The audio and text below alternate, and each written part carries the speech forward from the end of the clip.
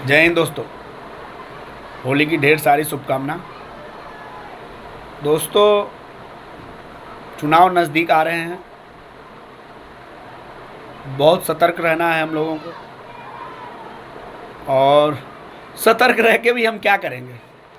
अभी आपको दिख रहा होगा कि कोई मैनिफेस्टो की बात नहीं हो रही है, कुछ नहीं। अब तो राहुल की गारंटी हो रही है और मोदी की गारंटी हो रही है।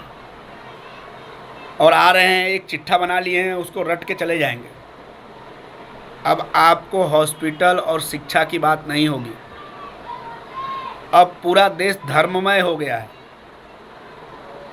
और ऐसा बोल ही नहीं रहे हैं कि हम हार सकते हैं। उनको मन में हल्का सा भी ये नहीं कॉन्फिडेंस दिख रहा है कि हाँ, हम हार भी सकते हैं। हो सकता है कि उनका अंदर से हो कि हार जाएंगे, लेकिन बाहर ये जता रहे हैं कि नहीं नहीं, हम हार नहीं रहे हैं और हमें चुनाव में आपके वोट की ज़रूरत नहीं है। वोट मांगने कहीं कोई जा नहीं रहा है दोस्तों। अब वो जमाना चला गया कि लोग वोटरों के पास जा रहे थे वोट मांगने के लिए, क्योंकि पता है उनको कि हम जाएंगे किसी गली मोहल्ले में तो वहाँ के वोटर रोक लेंगे और बोलेंगे भाई आपने कौन से वादे पूरे किए हैं, कौन से नहीं किए, हम आपको वोट क्यों दें। अब तो वहीं से टिकट बट रहा है और वहीं से टिकट कैंसिल हो जा रहा है। कोई लेना देना नहीं है वोटर का अब चुनाव से। तो जब चुनाव से वोटर का लेना देना नहीं है तो फिर वोटर पार्टिसिपेट करे क्यों।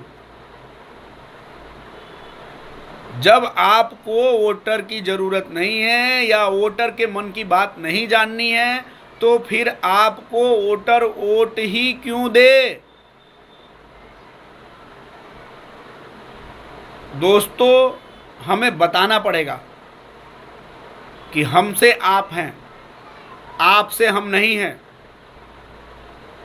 हम जितने लोगों को लोकसभा या विधानसभा या ग्राम पंचायत में या जिस भी चीज़ में हम लोग चुनाव में वोट दे के जिताते हैं, उनको हम करोड़पति बनाते हैं दोस्तों।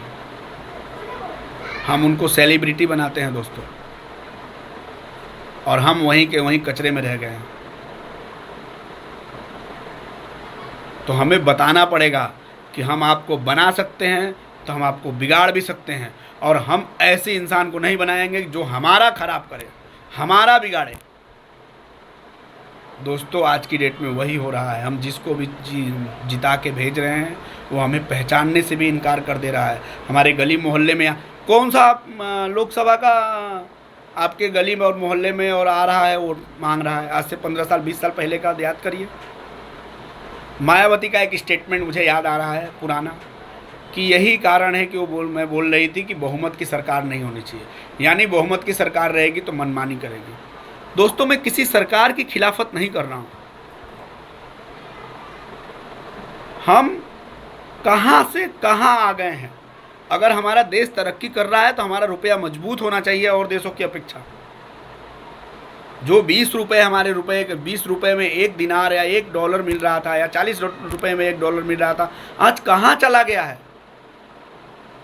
उन देशों की अपेक्षा हमें उनका पैमाना गैप कम करना चाहिए था, जो कि नहीं हो रहा है।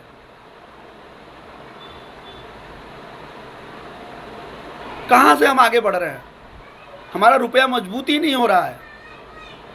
कौन से हिसाब से, कौन सा इनका वित्त मंत्रालय है, और इनका तो पहली बात मंत्रालय ही नहीं है। कभी भी किसी को कुछ भी उठा के दे रहे हैं